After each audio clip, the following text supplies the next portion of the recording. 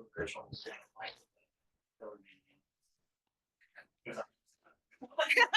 Scott. He's not here, so. Okay. Okay, I'm gonna go ahead and call this meeting to order. Board Secretary, please take the roll. Trustee Lee Reader, present. Gilbert. Here. Avis. Here. Baines. Here. Barandis. Randy's here. Perez. Present. Smith. Here. Thank you. Okay. On to the approval of the agenda. Any conflicts? We're all good. Move approval of the agenda. Okay, can we get a second? Second. Okay, second by Baines. All those in favor say aye. Aye. All those opposed? Agenda is approved. Trustee Smith, can you lead us in the pledge of allegiance? I pledge allegiance to the flag of the United States of America and to the republic for which it stands, one nation under God, indivisible, with liberty and justice for all. Okay. Any conflict of interest? No scheduled items. Sorry, I haven't down it. No present. Any changes to that? No presentation. No. Okay. On to public comment. We have received no public comment on non-agendized items before the meeting. Okay, on to the general manager's report. Busy month again. Just keep moving things forward. We did have an opportunity after meeting with the urbanization committee this month and moved a few of our community events around, and we participated in the Natomas National Night Out at North Natomas Regional Park, and recommendation by the urbanization committee. And so we'll work that event, very successful event, a lot of attendees, and we'll be more prepared next year, probably with some equipment. But when we had the urbanization committee, just staff didn't have enough time to get together to have a bigger showing. But we did participate as a first time at that event, and I think staff really enjoyed it in the community as well. So we'll be geared up with a little more information and some more activities or some equipment to show off, to really show the community what we do is RD 1000 and provide flood protection for Natomas. Although a lot of the folks that stopped by from the community to the booth when we were engaging already knew about us. So good sign of what we have been doing as far as outreach over the last couple of years. And it wasn't really a surprise, except for some of the folks that probably were new to the community, and the small children didn't really get it, but they like the beach ball game. So anyway, good event, and we'll look forward to doing it again next year. A little bit more planning, and then we do have some more events coming up this fall, and with the flood preparedness week in October in coordination with the city of Sacramento. I believe it's at the same North Natomas Regional Park last year. We had a really big showing there. Got a lot of compliments on the display and information provided. So we're looking forward to that in October. And then moving into the end of the year, we'll have the tree lighting event by the chamber, which was a really popular event. And we had the best giveaways there last year too. So we're looking forward to those. Other than that, I'll turn it back to the board for any questions on the GM. Good. I just compliment Gabe and Kevin for jumping in short notice and putting together a nice booth and representing us in the community. So I participated for a while. I didn't show up at 2 o'clock and I didn't stay till 9 o'clock because it was a little warm for me, but I was pleased with how they interacted with the kids, especially, and with the crowd. So I just want to say good job, guys. Yeah, I just want to thank Kevin, Gabe, also Tom and Elena for stopping by there. It was a pretty successful event. Actually, I think RD 1000 was the first set up there. There you go. What did we hit? 106 or something? Yep. But we were all in the shade. So the only observation I have is we had 2 organizations there that had Bearcats. They're the armored vehicles. So they're very popular. So I know we don't have a Bearcat, but I'm sure we have other assets we can bring that'll generate as much attention. So And, but again, yeah, thank you for the staff for being there. Actually, it was a very exciting event. We got to dunk Councilmember Lisa Kaplan on there. So, Yeah, and more representative of what we can do will be like last year, the flood awareness event by the city. We had our equipment out there and kids climbing all over it and stuff. So we'll gear up to do that for National Night Out next year too. I want to thank Kevin and Gabe for spending the time to be out there in the heat. I believe a tent next to us gave us some mercy by letting us borrow their spray can. I just want to say thank you, Trustee Perez, for your leadership and pushing this through because it was effective and Tom spent some time there. But I know you feel like we didn't have all the bells and whistles, but when I looked at all the tables, we actually had the most. Yeah. So I know you have this really high standard. It's okay to burn down a little bit. Well, we have a reputation to hold. I'm looking forward to including this in the budget for next year as well. So good things. Good. Any other questions on the GM report? All right. Operations manager. Morning. Yeah, staff has spent majority of the time in morning to this obviously that time of year.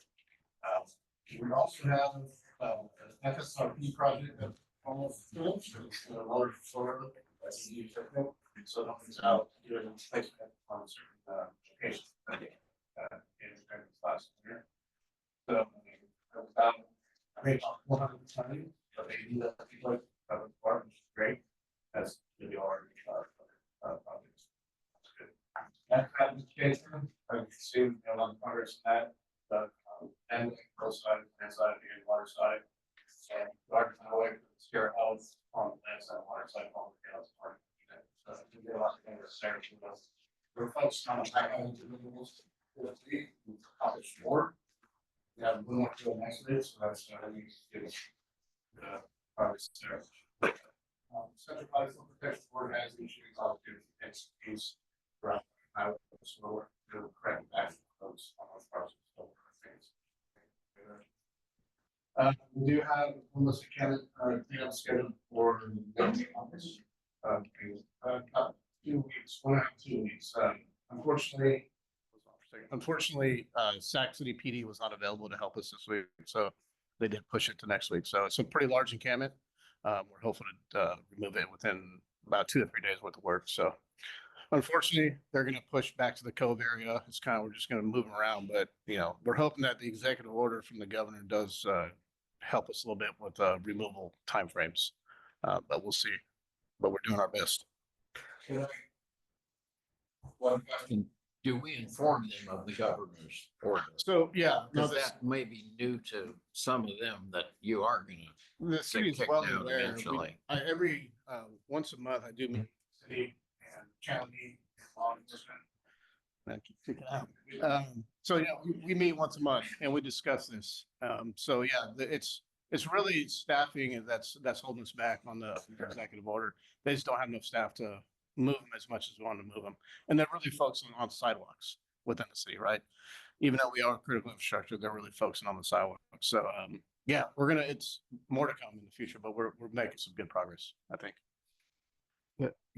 Gabe, I think I asked this question at the last meeting, but after the grants pass decision came out, I asked if the city was planning to change any of its SOPs on, and my understanding is right before grants passed, they were doing 3 72-hour notices.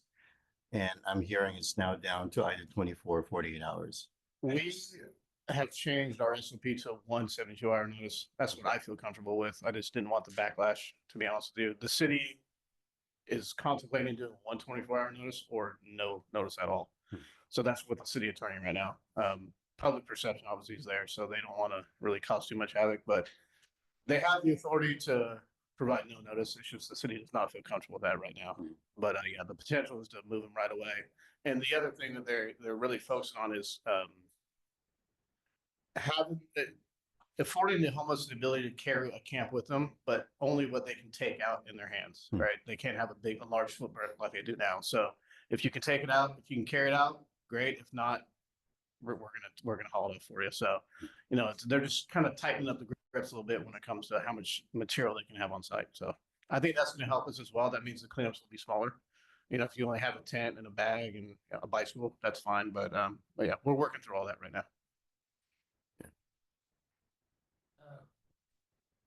Relative to the patrol road grant, does that also include, okay, so it's the capital cost of the patrol road installation you're saying for the for the materials, but materials and labor.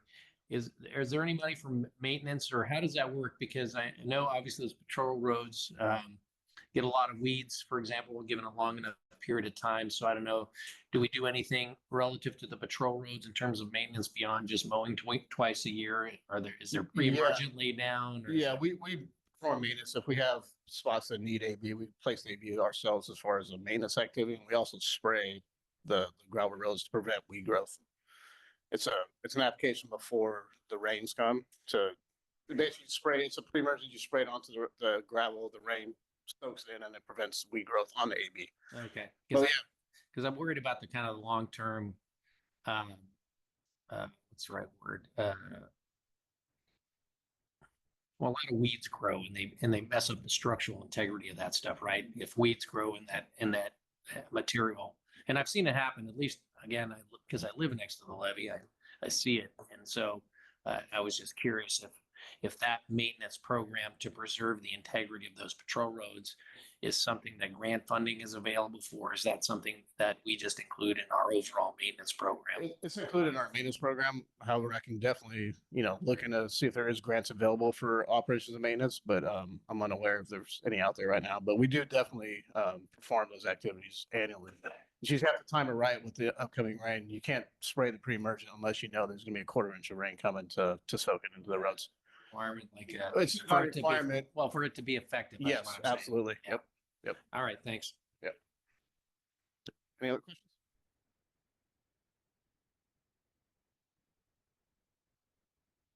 So Austin's here from Downey Brand.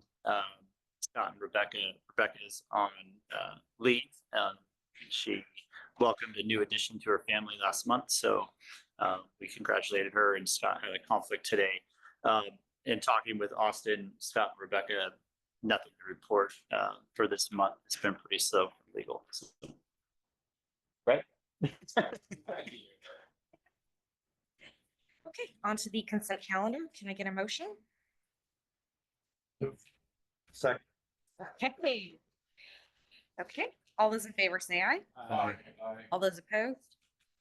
Consent calendar is approved. No scheduled items. Okay, on to closed session. Okay, I'll run 40 minutes.